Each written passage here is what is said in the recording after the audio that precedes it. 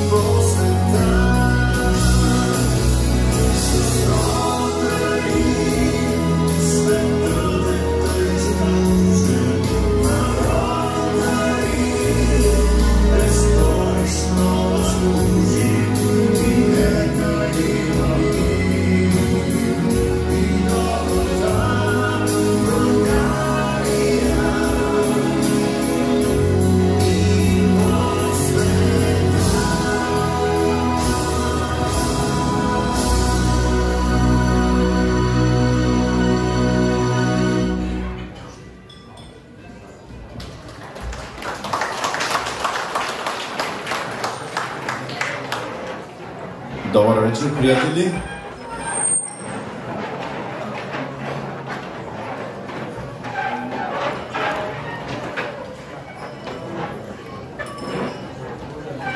Казвам се Божидар Озунов и имам честа и надявам се за вас удоволствието да бъда вас водещ. Тази вечер сме събрали с една великолепна кауза, която успя да обедини всичките 144 човека, които са налични в момента в ресторант Райските село Радиево. Ротари клуб Димитровград ежегодно организира подобни благотворителни балове с съответно изключително добри цели, като тази годишната очевидно е наистина много добра. Няма да ви говоря за целта, тъй като моят приятел и президент на клуба Метин Ибрямов ще направи това. мога единствено да ви призова да бъдете с добри сърца, да бъдете добри хора и да си изкараме една прекрасна вечер. Добър вечер, приятели! Добре дошли на всички приятели ротарианци и тяхните приятели, вече които са и наши. Искам да благодаря на 15-12 клуба, които са при нас от цяла България. Габрово, Кюстендил, Нова Загора, Стара Загора, Пловдив, Хасково, Златоград, Свиленград, Момчилград, Кърджали и Инервил. Добре дошли! Така, тази година на мен е първо президентство в ротарианството и беше много трудно за мен да намеря каузата, към която да се обърна, и когато посетих Центъра за ранна интервенция за деца от 0 до 7 години, видях нещо, което мене лично много ме докосна ми душата, и още същата вечер разбрах, че това ще бъде нашата кауза. Това ще бъде с това, с което ротарианци да разкажат на другите хора и всички да усетят това, което аз усетих там, и ще направим една стая, ще помогнем за една стая, сензорна стая се казва, за децата. Има недостиг на пари. Община Димитровград, на която също много благодарим, е помогнала с доста солидна сума, но все пак една малка част не стига.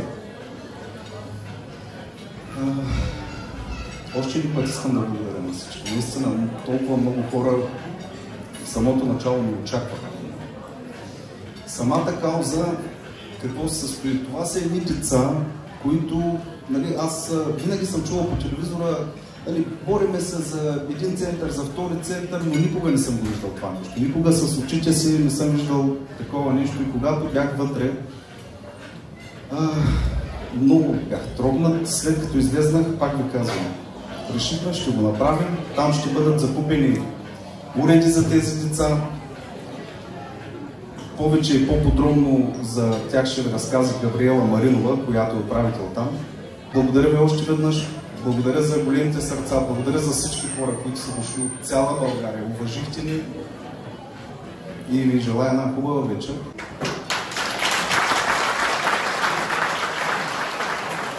Давам думата на Габриела Маринова. Добър вечер.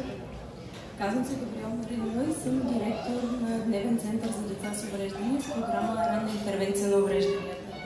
Искам да благодаря на Ротари клуб Димитровград за инициативата и организацията на това прекрасно събитие. Благодаря на вас, скъпи гости, че тази вечер сте решили да отделите от времето си, за да бъдете тук и да подкрепите тази кауза за оборудването на сензорна стая.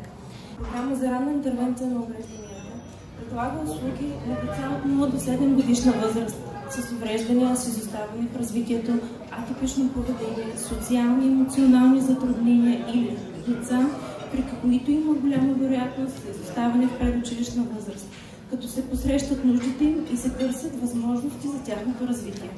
Като специалист логопед с над 10 години опит в работата си с деца в предучилищна възраст, мога категорично да заявя мнението си, че последните години наблюдавам значителен ръст на децата с различни нарушения в развитието.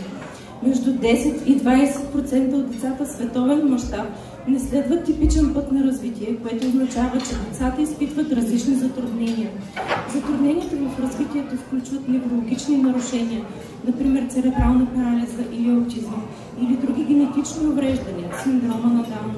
В други случаи се наблюдават затруднения в една или няколко области на развитие – груби, финни двигателни умения, развитие на речта и езика, социални, емоционални умения, както и грижа за себе си, които могат да бъдат временни или могат да станат постоянни, ако не се окаже съдействие на време. Средата, в която расте едно дете и играе, е ключова за развитието му. Детското развитие е сложен процес и се оформя от непрекъснатите взаимодействия между гените на индивида и околната среда. Ранните преживявания на детето са в основата. Особено важни са първите 3 години от живота, когато човешкият мозък се развива най-бързо и е най-чувствителен към външни влияния. Това е сензитивен период за цялостното развитие на детето. Важни предпоставки за развитието на езиковите и когнитивните процеси са състоянието на двигателните функции, достъпът до среда, манипулативната предметна и игрова дейност, както и общуването с възрастните. Като специалисти, осъзнавайки нуждите и потребностите на децата, с които работим, ние от екипа на ВЦД Април имаме нужда от специализирано оборудване, което струва скъпо. Сензорната стая е пространство, което е специално проектирано да осигури завладяващо сетивно изживяване на децата с различни потребности. Характеристиките на сензорното пространство се различават в зависимост от потребителя и неговите нужди. Сензорната стая обикновено използва светлини, звук, цветове и други сензорни знаци, за да успокои, ангажира и помогне на потребителите да се развиват емоционално и когнитивно.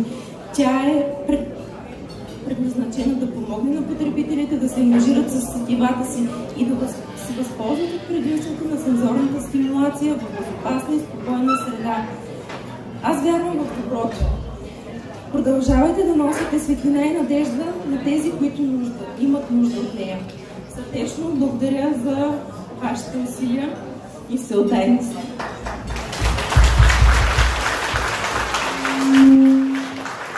Благодарим ти много. Както разбрахте, сензорната стая за какво служи? Тези деца наистина имат нужда от нас, тези деца имат нужда от бъдеще, а тяхните родители и тяхните близки имат нужда от надежда и винаги, когато посетят този център, ще виждат какво вие сте направили за тях. Всеки ден ще ви бъдат благодарни и наистина ще почувстват Ротари и приятелите на Ротари колко сме добри и силни.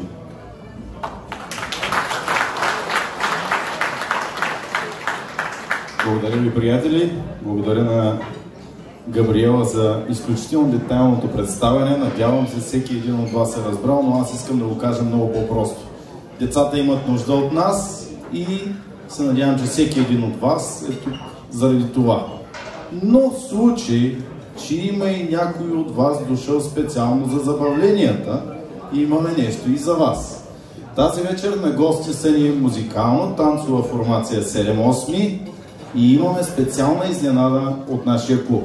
Червеното вино тази вечер е от нашата специална селекция, която имаме само при нас. Тя е с много специален етикет и част от сумата, когато закупите бутилката, отива също така за дарение. Така че, моят апел е, нека виното свърши, пликовете да са пълни, но после ще ви обясним по-подробно как става това. Благодаря ви много, забавлявайте се и давайте от сърце. Приятна вечер и много до скоро!